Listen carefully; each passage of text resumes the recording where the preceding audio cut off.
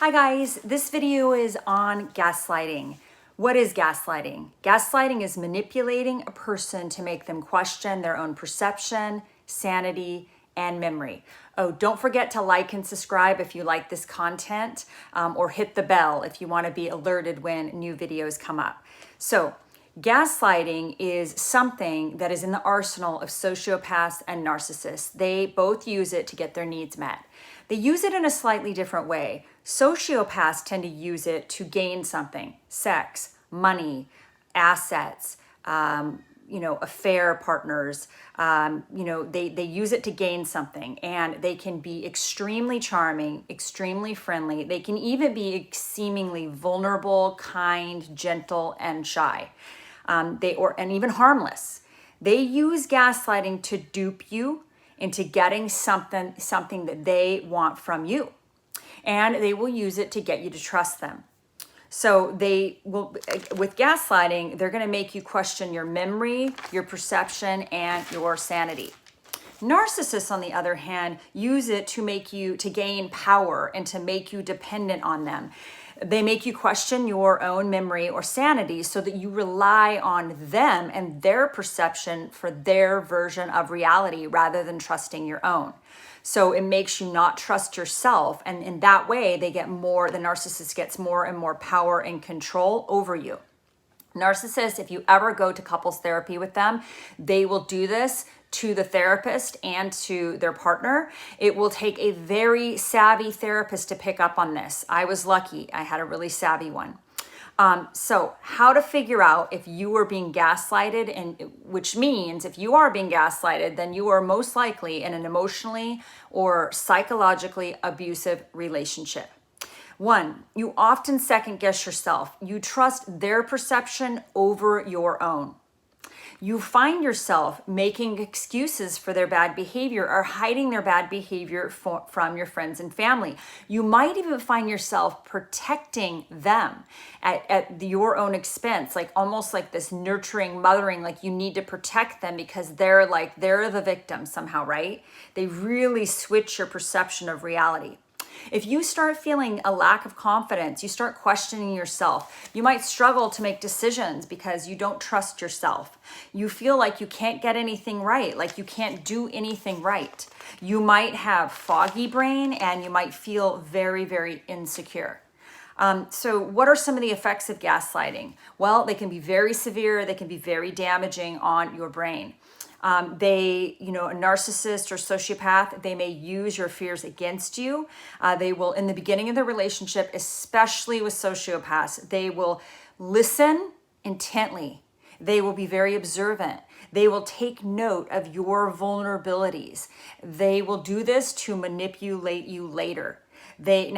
If you're in a relationship or budding relationship with someone and you find that they are listening intently to you and they want to know everything about you and they want to find out everything there is to know about you, but it's not reciprocal. You're sharing your feelings, you're sharing your past, you're sharing your vulnerability, and they are not. That is a red flag. Really notice that. Are they participating in the sharing of their inner life, their thoughts, their feelings, their past, their emotions? Or are they extracting information from you and a little bit stonewalling? It's really important that you pay attention to this, because this is very strategic, it's very manipulative. They are trying to suss up your weaknesses and your vulnerabilities so that they can later use it against you to make you feel insecure, to manipulate you so that they can gain power, control, money, or possessions. They also want to feel superior to you. If they can keep you second guessing yourself and feeling off kilter and feeling insecure, then they're superior, you're inferior.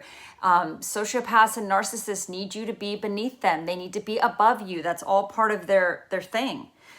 So if they think and act like they know everything about you, maybe they even act like they know more about you than you know about you. That's very arrogant and presumptuous. No person can say that.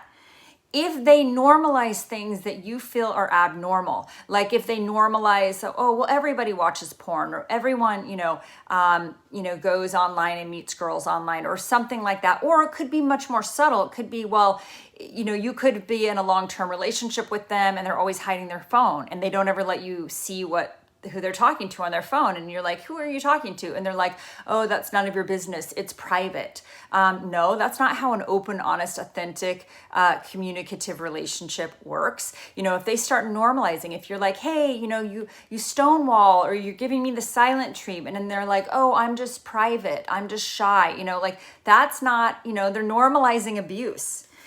So they may also abuse you, but then you are the insane one. They may call you paranoid, overly sensitive, irrational. They may accuse you of making assumptions when they provide no information, and they're lying and they're gaslighting and they're cheating, right? So anytime they're turning it back on you, when they don't get their way and you confront them on this, and they start, calling you're irrational, you're overly emotional, and, they will make you question your own sanity. They will make you question your own feelings, and they will make others question your sanity.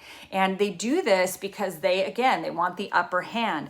If you are acting emotional over something, we survived a natural disaster. I was very emotional about it because it was, 9,000 people died. It was horrific. And I remember I was talking about my emotions around it. My therapist was talking to me, and the person that I was with minimized and was like, oh, basically it was no big deal. Like, we're fine. Everything's fine. It was no big deal, even though all these people died around us and the whole country was devastated. And I remember my therapist was like, no, you're the one who's actually having a normal emotional response. That is actually not the normal emotional response, to act as if it was nothing. And then, then the BBC wanted to make a documentary about it. So the world thought that this was an extremely difficult thing to go through, but the person I was with minimized it and made it as if it was just like it was nothing. Like, oh, 9,000 people died around us in this earthquake avalanche, but it was nothing.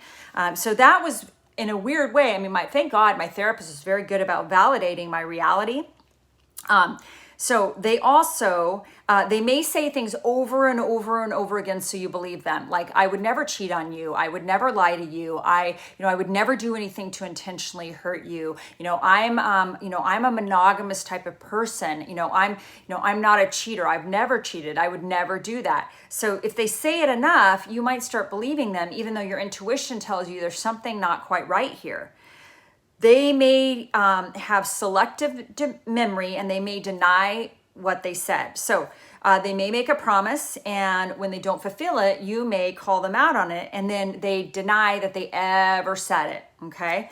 And then another sign is if they cause you to stay silent. You may start to avoid or stop bringing up topics that really matter to you because the way that they've treated you when you've done it. So it could be that there's this project that's been under construction for 8 or 9 years, and you want to get it done, and you're afraid to bring it up because of their reaction, or your name is being blocked from assets that you own jointly and you're paying for together, and they block you from putting your name, say, on the title, and you're afraid to bring it up because they have engaged in this brainwashing and mind manipulation. So you're like you feel like you're walking on eggshells. And they make you question your own sanity. You may feel worn down, depressed, confused, foggy brain. You may feel very hopeless. And they will make you think that you are the problem. They do not take any personal responsibility for the harms that they cause others, right? They just don't. They put it all on you. These people are notorious for having an inability to take any personal responsibility for the hurt that they cause. They use projection and deflection. So here are some solutions. How do you deal with gaslighting? How do you get away from it? How do you deal? Well, first of all, if you can, get away from them. No contact in the relationship. As soon as you see that somebody is gaslighting you, as soon as you're aware of it, as soon as you're picking up on it, this is not somebody you want to mess around with. These are master manipulators, and they are going to cause hurt and harm. Now, it's hard to know if you're being gaslit. You could be in a long-term relationship for a really long time and really have no idea that that's even happening to you. But of course, if you can get away from them and go no contact, of course, that's ideal. But here's some other strategies. For sure, get outside support, get therapy, get coaching, talk to a friend. You need outside support. You need an outside perspective to help outside of the narcissist or the sociopath to help you fact check and reality test. You need somebody that can help you see the truth so that you stop second guessing yourself. And of course, trauma therapy is excellent. Therapy is excellent. Narcissistic abuse coaching is excellent.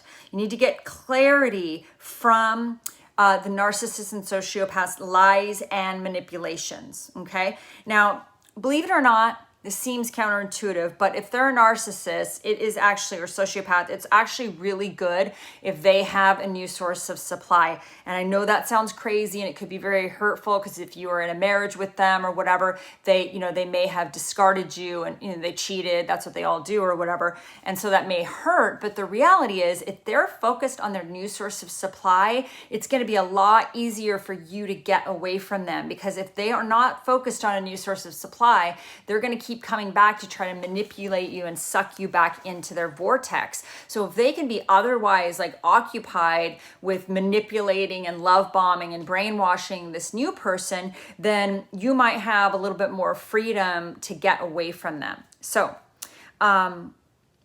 this is another thing that might help you with the gaslighting.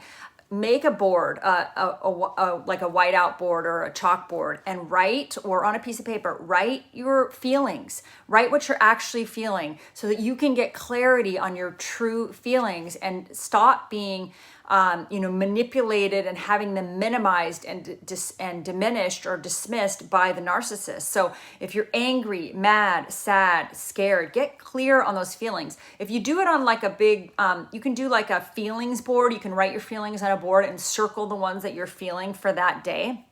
Get really clear on what you're actually feeling, because the cluster B personality disordered individuals are famous for dismissing and invalidating your feelings. It's super important that you do not do that to yourself. Do not invalidate your feelings. Get clear on what they are. You are entitled to the truth of your feelings. You totally are. Doesn't mean you get to act out with feelings, but I'm just saying, you're definitely entitled to them. Okay, and then let's see. Sorry. Okay, and then reprogram the tape in your head. So a lot of times people that are in these relationships, they have had childhood trauma, and sometimes this narcissist or sociopath can, it feels very comfortable, and they can validate that wound of childhood trauma. So it's really important that you reprogram the tape in your head to start to be aware of your inner dialogue.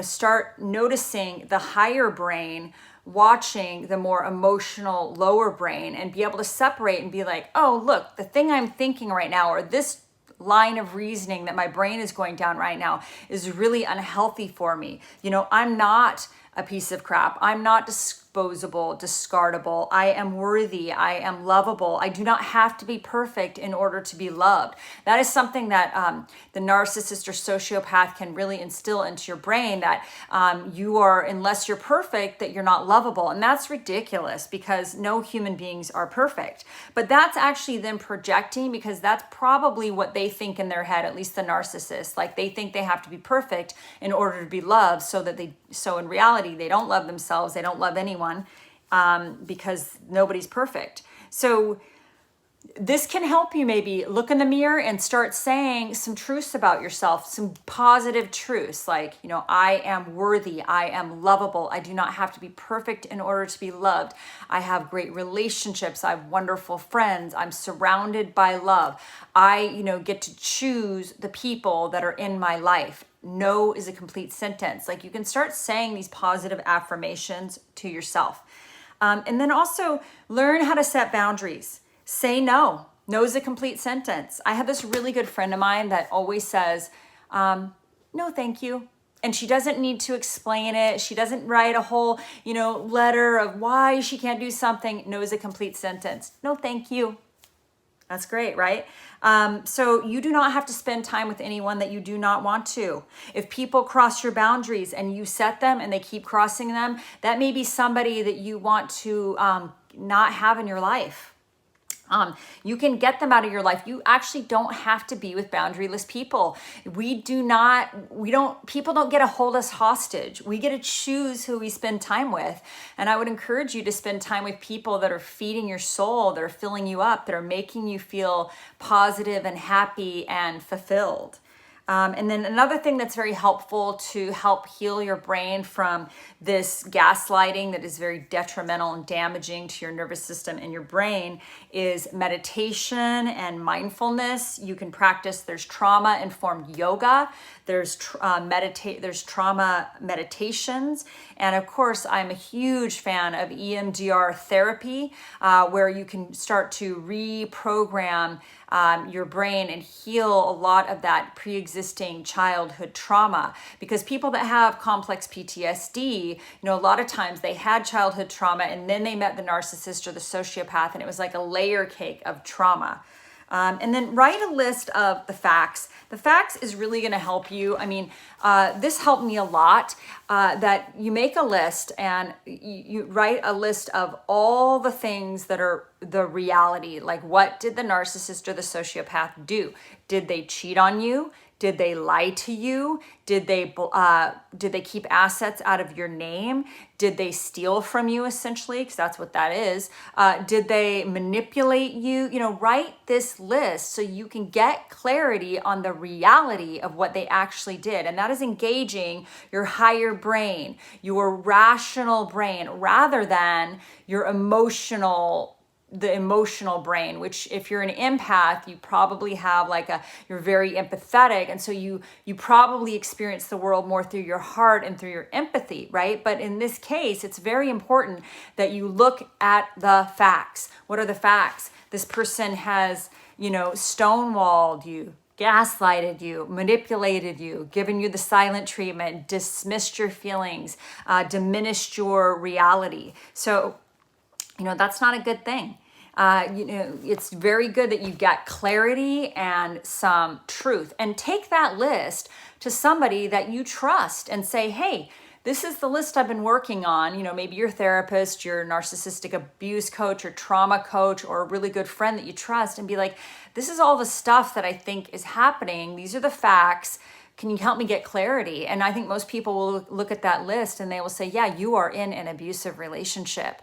But it's really hard for you to do this, I know, when you're in the trauma bond and you're being gaslit by a narcissist or sociopath. But if you're seeing any of those signs that I mentioned, any of those red flags, any of those signs of gaslighting, that is a relationship that I really think you need to check with yourself if you want to really be in that relationship or not. So I hope you guys are thriving. I hope you have a wonderful day, and I'll check in soon. Bye-bye.